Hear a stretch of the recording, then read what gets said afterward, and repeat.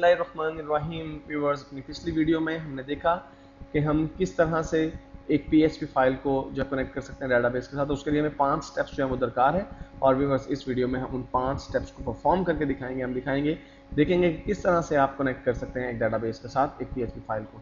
इस वक्त व्यूअर्स आपको स्क्रीन पे एक न्यू फाइल जो नज़र आ रही है। ये मैंने बेसिकली इसका टाइटल रखा है कनेक्टिंग डेटाबेस, और इस फाइल में व्यूअर्स मैं वो तमाम 5 के 5 फंक्शंस आपको परफॉर्म करके दिखाऊंगा जिसमें हम एक PHP फाइल को कम्प्लीटली कनेक्ट करेंगे डेटाबेस के साथ। व्यूअर्स, सबसे पहला स्टेप जैसा कि आपको याद होगा कि हमने कनेक्शन क्रिएट करना है, और कनेक्शन को किस तरह से क्रिएट कर सकते हैं व्यूअर्स, उसके लिए ज़रूरी है कि कनेक्शन आपका क्रिएट हो जाए उस वक्त जब पेज लोड होना स्टार्ट हो। इन अदर वर्ड्स, किसी भी HTML कोड से पहले आपको कनेक्शन क्रिएट करना है, क्योंकि अगर पहले आपने HTML कोड लिख दिया और बाद में कनेक्शन क्रिएट करने की कोशिश की तो वो टाइम बहुत गुजर चुका होगा। जो ही पेज लोड होना शुरू हो उसी वक्त सर्वर को पता चल जाना चाहिए कि ये PHP पेज कनेक्टेड है किसी MySQL डेटाबेस के साथ, तो वो फौरी तौर पर सर्वर आपके उस पेज को लिंक कर देता है उस डेटाबेस के साथ। तो आपको इसलिए कनेक्शन क्रिएट करना है HTML के कोड से ऊपर। यहाँ पे व्यूअर्स मैं PHP वर्क एरिया जनरेट करता हूँ और यहाँ पर मैं कुछ कोड मैंने कॉपी किया हुआ है जो मैं पेस्ट करूँगा और बाद में उसको एक्सप्लेन कर देता हूँ, क्योंकि ये कोड अगर हम टाइप करने लगे तो वीडियो की लेंथ बहुत ज़्यादा हो जाएगी। तो इसलिए व्यूअर्स मैं कॉपी किए हुए कोड को यहाँ पर पेस्ट कर रहा हूँ और फिर से एक्सप्लेन कर देता हूँ। पहली लाइन इस कोड की जो व्यूअर्स आपको नज़र आ रही है, बेसिकली ये एक कमेंट है। मैं ये बताना चाहता हूँ कि हम इस पहले जो हम कोड हमने पेस्ट किया इसमें हम क्या कर रहे हैं, हम एक डेटाबेस कनेक्शन क्रिएट कर रहे हैं। और व्यूअर्स, डेटाबेस कनेक्शन क्रिएट करने के लिए बेसिकली आप जो कमांड यूज़ करते हैं वो है MySQL_connect। ये वो कमांड है व्यूअर्स जो आपके इस पेज को कनेक्ट कर देती है MySQL के डेटाबेस के साथ। व्यूअर्स, बेसिकली हम जब ये कनेक्शन क्रिएट कर रहे हैं तो हम इस कनेक्शन को सेव कर रहे हैं एक वेरिएबल में जिसका नाम है कनेक्शन। हमने इस कनेक्शन का नाम कनेक्शन ही रखा है। आप इसका नाम कुछ भी रख सकते हैं, फॉर एग्जांपल डेटाबेस रख सकते हैं आप इसका नाम, या DB रख सकते हैं इसका नाम।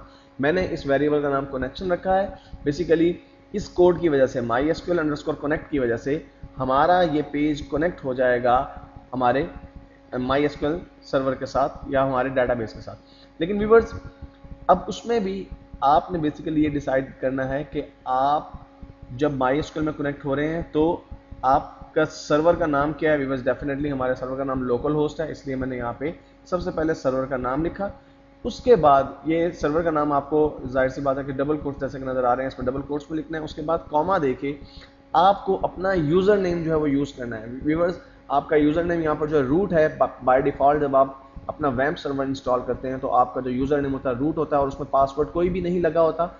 मैंने भी इस वक्त पासवर्ड रिमूव कर दिया। अगर आपने पासवर्ड अप्लाई किया हुआ है तो उस सूरत में आपको यहाँ पे पासवर्ड भी देना होगा, और पासवर्ड देने के लिए आप सिंपली इसी प्रोसीजर को आगे फॉलो करेंगे, कॉमा इंसर्ट करेंगे और जो पासवर्ड है, फॉर एग्जांपल मेरा पासवर्ड फॉर एग्जांपल अवैस अगर है तो मैं इस तरह से इसका पासवर्ड भी दूंगा। तो बेसिकली ये जो पूरी लाइन है कोड की MySQL_connect, ये कनेक्ट कर देगी हमें लोकल होस्ट में हमारे रूट यूज़र के तौर पर, और अगर पासवर्ड होगा तो पासवर्ड भी हम यहाँ पे इंटर कर देंगे। लेकिन चूंकि मैंने पासवर्ड यहाँ पे एंटर नहीं किया हुआ, पासवर्ड नहीं है मेरे MySQL सर्वर के ऊपर, इसलिए मैंने इसे दोबारा से रिमूव कर दिया। व्यूअर्स, ये लाइन हमें कनेक्ट कर देगी और उसके बाद मैंने यहाँ पे एक इफ स्टेटमेंट का इस्तेमाल किया। इफ स्टेटमेंट क्या करेगी, अगर हम कनेक्ट होने में नाकाम रहते हैं, बेसिकली मैंने लिखा इफ कनेक्शन के साथ व्यूअर्स, मैंने आप यहाँ पे आपको नजर आ रहा है यानी एक्सक्लेमेशन जो है आपको मार्क नजर आ रहा है या सिंबल नजर आ रहा है, बेसिकली इसका मतलब है नॉट। यानी हम यहाँ पे कंडीशन अप्लाई करें कि अगर कनेक्शन डेवलप नहीं होता तो फिर क्या करना है, डाई का मतलब ये है कि इस कनेक्शन को खत्म कर दें और फिर एरर डिस्प्ले कर दें। तो बेसिकली हमने यहाँ पर कुछ टेक्स्ट इंसर्ट किया, डाटाबेस कनेक्शन फेल्ड। ये वो टेक्स्ट है जो एरर के तौर पे हमें नजर आएगा। और व्यूअर्स, इसके अलावा जब आप डेटाबेस के साथ कनेक्ट होने की कोशिश करते हैं और किसी गलत कमांड की वजह से या किसी मिस्टेक की वजह से कनेक्ट नहीं हो पाते हैं तो MySQL आप ऑटोमेटिकली एक एरर जनरेट करता है। तो हम ये चाहते हैं कि जब अगर हमारा ये कनेक्शन फ्लॉप हो जाए, कनेक्शन क्रिएट ना हो सके, तो हमें जो एरर नजर आए वो ये आए, डाटाबेस कनेक्शन फेल्ड, और उसके साथ मैंने कॉन्कैटिनेट कर दिया है MySQL जो भी एरर जनरेट करेगा। व्यूअर्स, सबसे पहले हम ये देखते हैं कि क्या हमारा ये कनेक्शन सक्सेसफुली क्रिएट हो चुका है या नहीं।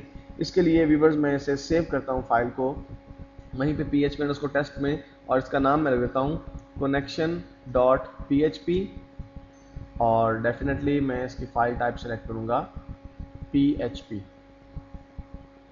व्यूअर्स अभी हमने कोई और काम नहीं किया, जस्ट हमने कनेक्शन क्रिएट किया। अगर हमारा कनेक्शन सक्सेसफुली क्रिएट हो चुका है तो सिंपली हमारा पेज लोड हो जाएगा। अगर हमारा पेज लोड ना हुआ और कोई एरर आ गया, इट मीन्स कि हमारा कनेक्शन क्रिएट नहीं हो सका। तो मैं यहाँ पे उसकी लोकेशन लिखता हूँ, लोकल होस्ट /php_connection.php।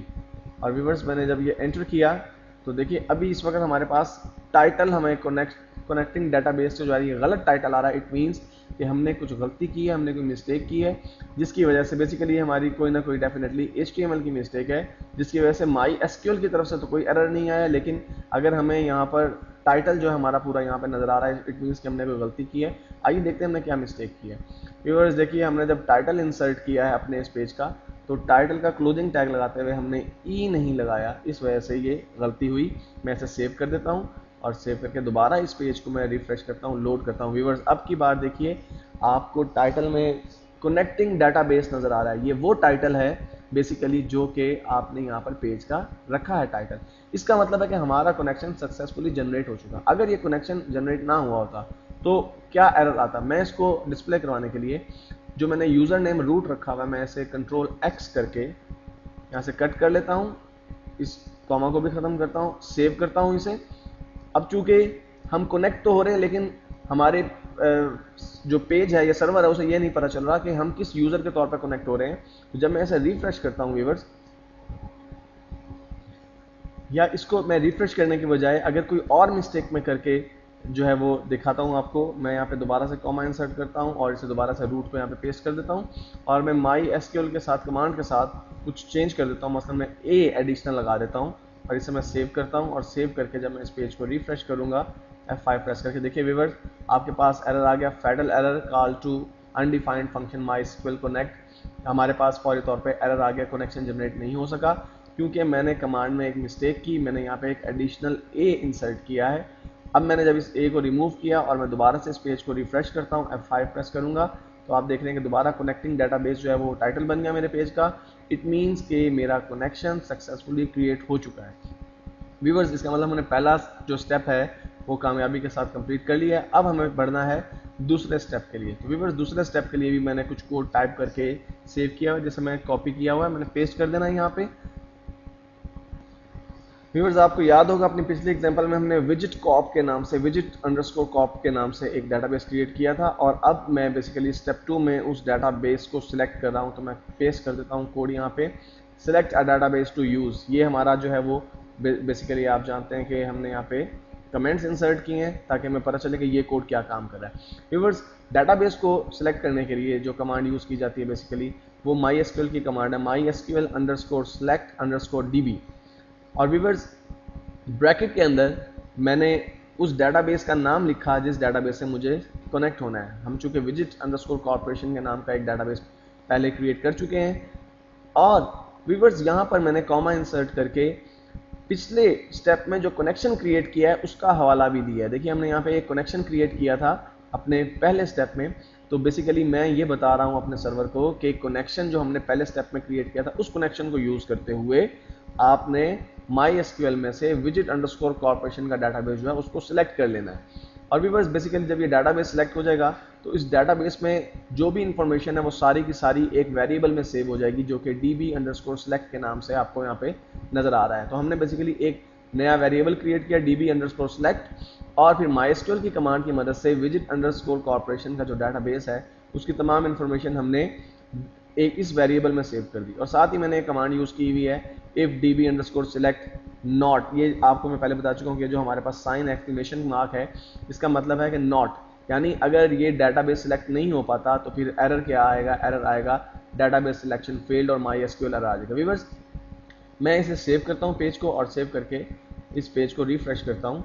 व्यूअर्स देखिए हमारे पास एक एरर आ रहा है, वो कह रहा है parse error, syntax error, unexpected T string in C wamp test connection on line 10। Line number 10 पे व्यूअर्स हमारे पास एक मिस्टेक है।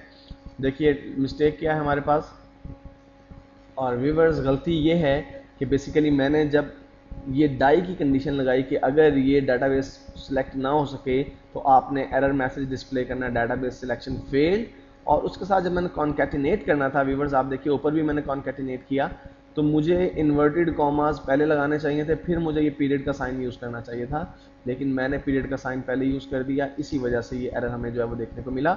अब मैंने इन्वर्टेड कॉमास जो है वो पहले बंद किए और फिर उसके साथ मैंने पीरियड का साइन लगाया। मैं इसे सेव करता हूँ और सेव करके इस पेज को रिफ्रेश करता हूँ। तो देखिए अब की बार जब मैंने पेज रिफ्रेश किया तो हमारे पास कोई एरर नहीं आ रहा, अगरचे हमें कोई डाटा भी नजर नहीं आ रहा। जाहिर सी बात है, अभी हमने सिर्फ 2 स्टेप्स कंप्लीट किए हैं। अगर हमारा पेज बगैर किसी एरर के डिस्प्ले हो रहा है, इट सिंपली मीन्स कि हमने डाटाबेस को भी बिल्कुल करेक्टली सिलेक्ट कर लिया है। व्यूअर्स, अपनी नेक्स्ट वीडियो में हम देखेंगे कि बाकी के 3 स्टेप्स हम किस तरह से जो है वो क्रिएट करते हैं या प्रोसेस करते हैं।